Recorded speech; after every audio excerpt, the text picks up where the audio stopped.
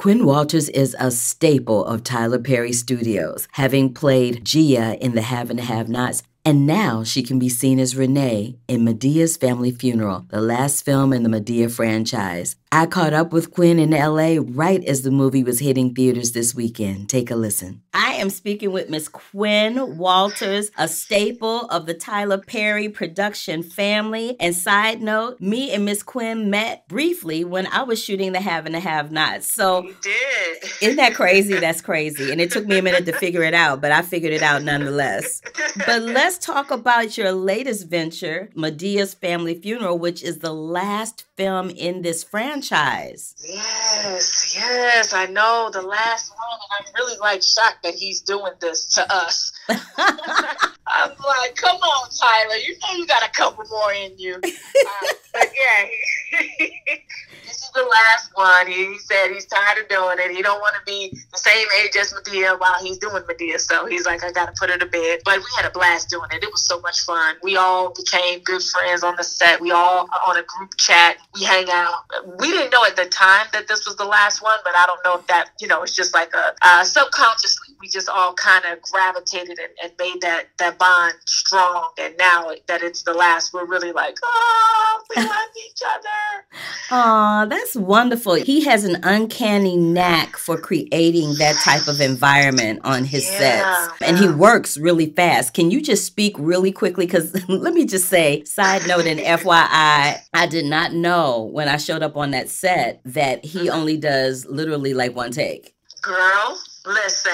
And so, I mean, that was daunting for me doing television. I can't even imagine how daunting that is doing a film. And girl, I ran into Mr. Perry about a year ago at the night before the Oscars party. So I was like, thank you so much for that opportunity. I really appreciate it. And he said to me, I hope you were pleased. I was like, really? You really care about how I feel about my performance?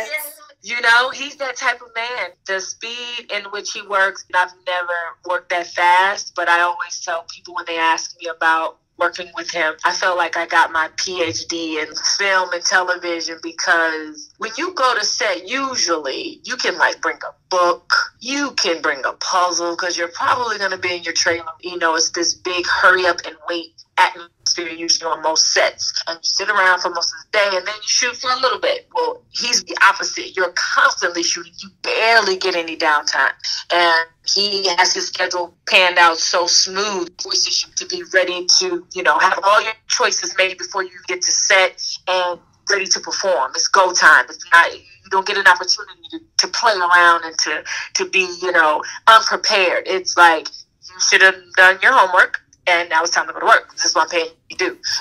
Yeah, you're right. That, you know what I mean? It's like I do know what you mean. You're right. It's you do show up on a set, and usually you have hours upon hours to, find something to do with your time before they call you to the set. And they usually give you enough ample time where you can get it together before you step in front of the camera. But not at TPP, baby. That is not how they roll. Not at TPS. It was a trip, because I remember one time, the first day I showed up, so I get to set, I go into hair and makeup. The PA said, it's time for you to go. So I said, oh no, actually my scene is third from the top, so no, I know they're getting started with the first scene. She was like, I know, yeah, they're on the first scene and you're 3. And I was like, so I probably won't be up to an hour or 2, right? She was like, no, you need to go to set right now. You're going to be coming up in a few minutes. I'm like, what? That was my first lesson. It got to a point where, I wanted to have my own time to myself before I just was rushed off onto set. So I would sort of get the transpo people in trouble, because transportation would come to the hotel and say, we're ready to pick up Quin. Can't find Quin. And they'd call in the system and say, oh, Quin's already on set. So I was getting set an hour early so I could eat breakfast and listen to Sade, get in my zone before I had to, rush off to set. So, but it was good because it allowed me to know how I needed to work and what I needed to do to get acclimated to the system that Tyler has in place at his studio, and that's fine. Now, you play Renee in Madea's Family Funeral. What can you tell our listeners and the people watching on YouTube about Renee, honey? Do her and Madea get into it? Because Madea comes for everybody. No one is exempt being read by Madea. Listen, You were absolutely right about that. The Renee character that I play, you'll learn she's a troubled woman, unfortunately. I gotta say, I don't want to give away too much for people who haven't seen it just yet, but she's a friend of the family. As they're preparing for this big funeral, all of these secrets and skeletons come out of the closet. Renee is intertwined in all of that mess. Now, you had segued to the have and the have-nots, and you played Gia. Gia was doing a lot.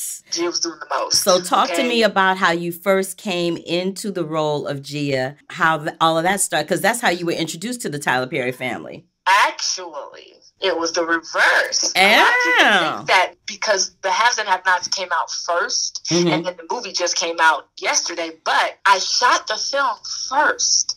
It was the second day of shooting the movie, and Tyler pulled me to the side, and he said, "Are you on a show right now? Are you on the TV show right now?" And I said, "No." And he said, "Why not?" And I said, "I don't know. I want to be on a show. Do you know somebody that can get me on a show?" And he said, "You know what? I think I may have something for you. Hang tight." So I'm like, is this Hollywood talk or is this real? Like, it's got to be real because it's Tyler Perry. Like, he wouldn't play around, right?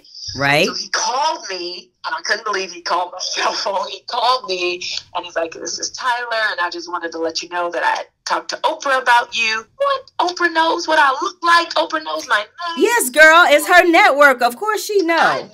You know what? You know that, but then you don't actually conceptualize that. And so when you hear it said out loud, like, yeah, wow, she knows exactly who I am at this point because they work together. Duh. He said, we may have something for you, but just sit tight. I don't know. So then we finished shooting the movie, and it was great. Then I get to LA 2 weeks into me being back. He said, "I want you for the Haves and Have-Nots. Come on to Atlanta, come shoot 4 episodes." And I was so ecstatic. I'm like, yes. But 4 episodes turned into 8 episodes. 8 turned into 12. 12 turned into 16. 16 turned into 20. Shot 20 episodes as Gia. I was so happy about that. I love the character art. Started off as this prostitute. Come to find out she's really an informant for the FBI. And she was trying to work off some time by doing this dirty work as an informant to try to lessen her jail time. She was in prison before. It got to be like a cool character to play, something that I was just so ecstatic about doing, something that's way away from who I really am.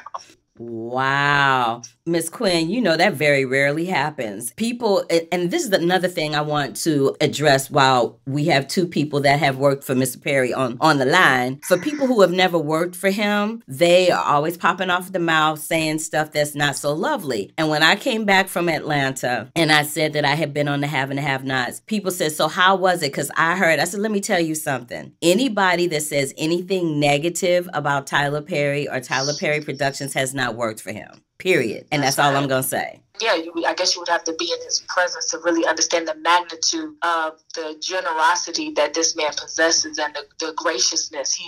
His heart is bigger than he is. And he's huge. I don't know if you had this moment when you first met him, but this is the moment that I had when I first met him. And it was so incredibly embarrassing. So when I walked onto set, for whatever reason, I didn't think he was going to be there because I figured Having to Have-Nots has been on the air for a minute. Maybe he's off doing something else and somebody else is directing this episode. I wasn't quite sure, and I really didn't give it too much gravity until I walked on the set and he came walking toward me. Now, from a distance, he didn't seem like he was that tall. I'm 5'2", so the closer he got, right, exactly. So the closer he got to me, the taller he got. It was like the Jolly Black Giant. I'm like, what is going on? And I looked up and he was like, "So who are you?" And I said it just like this. I'm like, "I'm Carla." He said, "Well, hi, Carla." And he walked away. And I was like, oh my God. He did the accent too. He did. It was hilarious. Hilarious. And I'm like, but he's that guy. He's that gracious. When I first met him on set, it was the first day of shooting, just got out of the van. I think I was the last person out of the makeup chair arriving to set. And then he walked. There was a sea of people because they hadn't started the first shot. So everybody's just everywhere. And through the sea of people, he spotted me. He walked right towards me. Same situation. "How you doing?" He's like, "That's the newbie." He's like, "How you doing?" I'm like, "Hi, nice to meet you. Thank you so much for having me. Thank you for this opportunity." He's like, "Great. I'm so excited to have you. We're gonna have fun. We're gonna have a ball." I'm like, "Yes, we are." And he's like, "All right, let's go." And then he held a prayer, and that for me, sealed the deal. I've never had a director hold a prayer before shooting. People just don't do that. They just get to work and they just get to work. But when he did that, it touched my heart because I'm a spiritual person. I pray. So that immediately connected me to him on a higher level beyond just, oh, that's my boss, or I'm just at work. It was like, this is an environment. This is a peaceful environment. This is a respectful environment. Absolutely. And it set the tone for the day, and everyone was kind and everyone was nice. Who knows if everybody's a Christian on set? It didn't matter. He was able to just bring this sort of calmness and this peacefulness and respectfulness to his set, and that maintained throughout the day, throughout the whole shoot. And so that is like a level of good power that he has, that he presents and exudes. And I think that's just unmatched, untouched. Absolutely, absolutely. I agree with you wholeheartedly on all of that. What do you have coming up next? I am currently directing and producing a social conscious documentary. I'm going to be able to talk more about it later. So hopefully me and you can do this again so I can give you guys more details. It's something that I'm really proud of, and it's a passion project, and I'm praying that it touches a lot of people and hopefully changes some lives, changes some perspectives, and just encourages the next generation. So but we'll get into that a little later. Well, I am looking forward to it, Miss Quin, and I thank you so much wholeheartedly for taking time out of your weekend to speak with us over here at the Curvy Critic, girl. Thank you, thank you, thank you. Absolutely. Thank you so much for having me, Carla, and please, let's do this again. I love talking to you. Absolutely. Madea's Family Funeral, the last film in the Madea franchise, directed, produced, starring, and directed by Tyler Perry, is in theaters, produced by Lionsgate Pictures right now. This is your girl, Carla Renata, aka the Curvy Film Critic. Until the next time, love, peace, and hair grease, y'all.